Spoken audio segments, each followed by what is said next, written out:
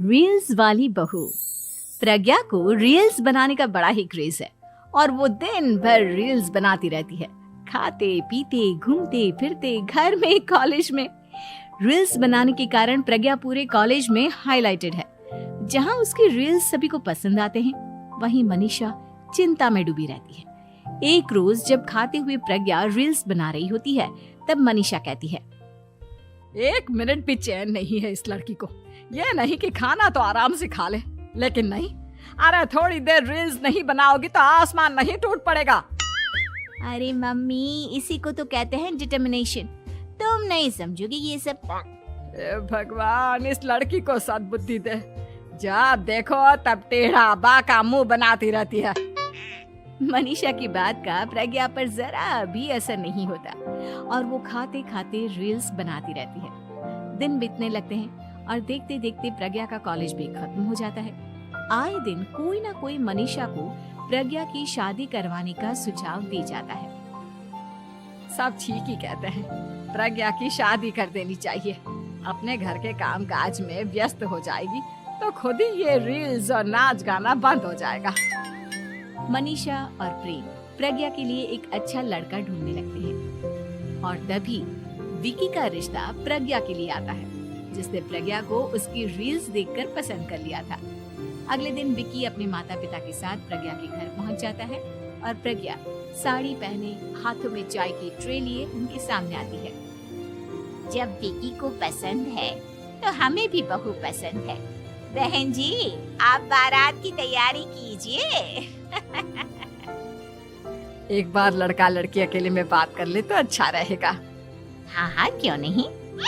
मनीषा विकी को प्रज्ञा के कमरे में भेजती है, जहां प्रज्ञा पहले से ही रील्स बना रही होती है।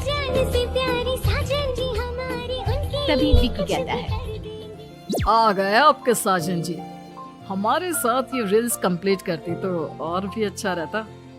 अच्छा जी, अब आ ही गए हैं तो बना ही लेती हूँ आपके साथ।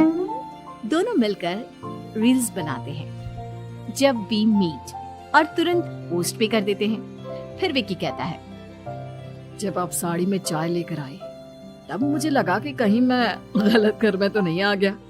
अब सही है।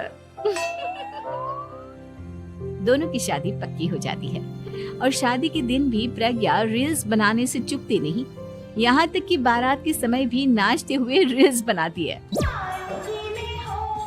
सभी लोग प्रज्ञा की तारीफ के पुल बांध देते हैं और प्रज्ञा नाचती गाती अपने ससुराल चली जाती है।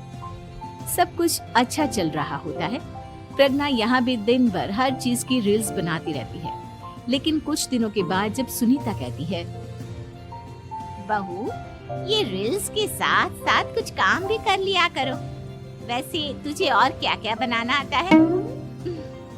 मम्मी जी, वैसे तो सब कहते हैं कि मैं सब कुछ अच्छा बनाती हूँ, लेकिन मुझे लगता है कि मैं मैगी अच्छा बना लेती हूँ। हाँ, कॉफी भी अच्छा बना लेती हूँ और मुंह तो सबसे अच्छा बना लेती हूँ। हैं? अच्छा अच्छा।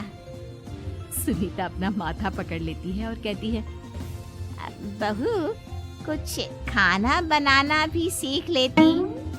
मम्मी जी, मैं लंबी प्लानिंग कर रही हूँ। जल्दी ही मैं इतनी फेमस हो जाऊंगी कि मुझे पैसे मिलने लगेंगे। हम दोनों सास बहू राज करेंगे, राज। नौकर काम करेंगी और लोगों की तो लाइन लगेगी हमसे मिलने के लिए। तेरा दिमाग खराब हो गया है क्या बहू? हंसी मजाक तक ठीक है, लेकिन इस तरह घर नहीं चलते। जितना जल्दी हो इस घर के तौर तरीकों को सीख लो। प्रज्ञा मुंह घुमाकर चली जाती है और तुरंत उसी वक्त एक रील बनाती है। ये देख सुनीता का गुस्सा 7वें आसमान पर चला जाता है और विकी के घर आती ही सुनीता उसे सब कुछ बताती है। विकी भी अब प्रज्ञा की इन हरकतों से परेशान हो जाता है। तुम टेंशन मत लो मम्मा, मैं देख लूंगा। विकी कमरे में जाता है तो देखता है कि प्रज्ञा रील्स बना रही है। विकी बड़े ही प्यार से प्रज्ञा से कहता है, प्रज्ञा, इन सब के लिए मैं तुम्हें मना नहीं कर रहा हूँ, लेकिन फिर भी हर वक्त तो ये अच्छा नहीं लगता ना। समझने की कोशिश करो, मुझे भी तुम्हारा थोड़ा वक्त चाहिए। मैं जब ऑफिस से आता हूँ तो मुझे समय देने की जगह इसी में लगी रहती है। तुम ज्यादा ही सोच रहे हो। तुम भी मेरे साथ रील्स बनाओ ना, तुम्हें भी बहुत अच्छा लगेगा। तुम्हें इज्जत से कोई बात समझ में नहीं आती क्या? दिमाग खराब हो गया है तुम्हारा इस चकाचौंध से। अगर तुमने अपना रवैया नहीं बदला तो मैं तुमसे दूर चला जाऊंगा। तुम ही रिश्ता लेकर आए थे, मुझे लड़कों की कमी नहीं थी और ना आज है। विकी दरवाजा पटक कर चला जाता है। धीरे धीरे विकी प्रज्ञा से दूर होता जाता है। एक रोज मनीषा प्रज्ञा के ससुराल उससे मिलने जाती है। तब सुनीता उससे कहती है, बहन जी, अब आई हैं तो कुछ दिन यहाँ रहकर जाइएगा, आप ही का घर है। हाँ मम्मी, बहुत दिन हो गए तुम्हारे साथ एक भी रील नहीं बनाई मैंने। प्रज्ञा तुरंत अपने फोन में रील्स ऑन कर लेती है। ये सब मुझसे नहीं होता। तेरा ये भूत अभी तक नहीं उतरा क्या? बहन जी, आप कुछ कहती नहीं क्या इसे? जब आप ही कुछ नहीं कर पाई तो मैं कर ही क्या सकती हूँ। सास तो वैसी ही बदनाम है। शाम को घर की लाइट चली जाती है और मनीषा प्रज्ञा से कहती है, मेरे घुटनों में बहुत दर्द हो रहा है, तू लाइट का कुछ इंतजाम करना बेटा। अच्छा, कैंडल जला देती हूँ मम्मा। प्रज्ञा गाते हुए कैंडल जलाती है और खिड़की के पर्दे के पास रख देती है। मनीषा, जिसे बहुत दर्द हो रहा है, वो सो जाती है और प्रज्ञा हमेशा की तरह अपने रील्स में लग जाती है। उधर कैंडल की वजह से पर्दा आग पकड़ लेता है और मनीषा के कमरे में आग लग जाती है। बचाओ, कोई है, बचाओ। सभी भागते हैं और विकी कमरे की आग बुझाने में लग जाता है, लेकिन तब तक मनीषा आधी जल चुकी थी। मनीषा की हालत देख प्रज्ञा रोने लगती है। विकी मनीषा को तुरंत हॉस्पिटल ले जाता है और उसे एडमिट कराता है। विकी प्रज्ञा से कहता है, देख लिया ना, तुम्हारे इस नाच गाने की वजह से आज तुम्हारी माँ की जान जाते जाते रह गई। अब पता नहीं तुम और क्या चाहती हो। उधर डॉक्टर कहते हैं, इनकी हालत बहुत नाजुक है, आधे से ज्यादा जल चुकी है। प्रज्ञा रोती हुई मंदिर में जाती है और भगवान के आगे जाकर कहती है, भगवान, मेरी माँ को ठीक कर दो। मैं कसम खाती हूँ, हाथ से ये रील्स बनाना छोड़ दूंगी। बस मुझे मेरी माँ वापस मिल जाए।